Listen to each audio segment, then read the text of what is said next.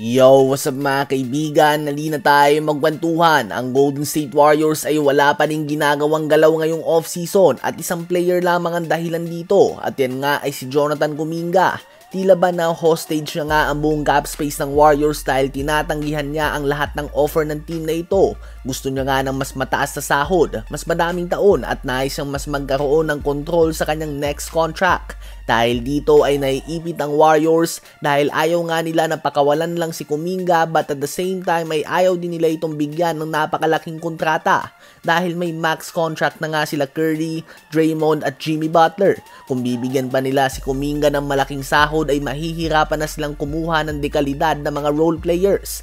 Pwedeng tanggapin ni Kuminga ang 7.9 million qualifying offer ng Warriors, subalit ang ibig sabihin nito ay magiging unrestricted free agent siya next season at hindi din siya pwedeng i-trade ng Warriors nang wala ang kanyang basbas. So basically mawawala ito ng walang kapalit sa Warriors. Ang rason naman kung bakit ayaw tong gawin ni Kuminga ay dahil nandun ang posibilidad na muli siyang ibangko ni Steve Kerr na magre-resulta sa pagbagsak ng kanyang value sa susunod na free agency. So talo si Kuminga at talo din ng Warriors at sa ngayon ay patigasan lamang ito mga kaibigan. Hanggat hindi pumipirma si Kuminga ay stuck dito ang Warriors at wala silang magagawang galaw. Kahit nga bumalik pa man sa Warriors si Kuminga ay tiyak na hindi magiging maganda ang tingin sa kanya nila Steph Curry dahil wala silang nagawa ngayong offseason na galaw dahil sa kanya lamang at posibleng masayang lang ang isang taon ng 37-year-old Stephen Curry. Ano ba masasabi niyo tungkol dito?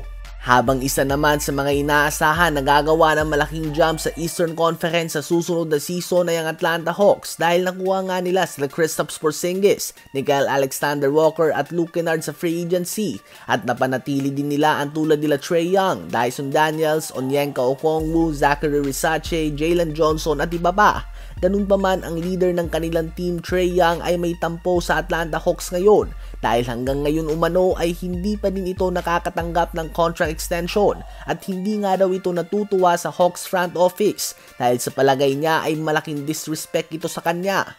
Si Trae Young the last 4 seasons ay nagtatala ng 26.2 points, 3 rebounds and 10.5 assists per game. Oo, liability siya sa depensa, subalit sa kanya nga umiikot ang buong opensa ng Atlanta Hawks.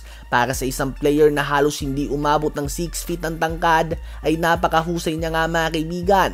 Kapag pinag-usapan ang best point guards ay madalas kalimutan ang kanyang pangalan. Subalit mas maganda pa nga ang mga numero niya sa tulad nila LaMelo Ball, Tyrese Haliburton at iba pa. So makikita nga natin kung handa ba ang Hawks na mag-offer ng max contract extension para kay Trae Young. Kung ang sagot dito ay hindi, aabangan nga natin kung ano ba magiging reaksyon dito ni Trae Young at kung maiinsulto ba siya dito na magre-resulta sa posibleng paghingi niya ng trade. Ano ba masasabi niyo tungkol dito?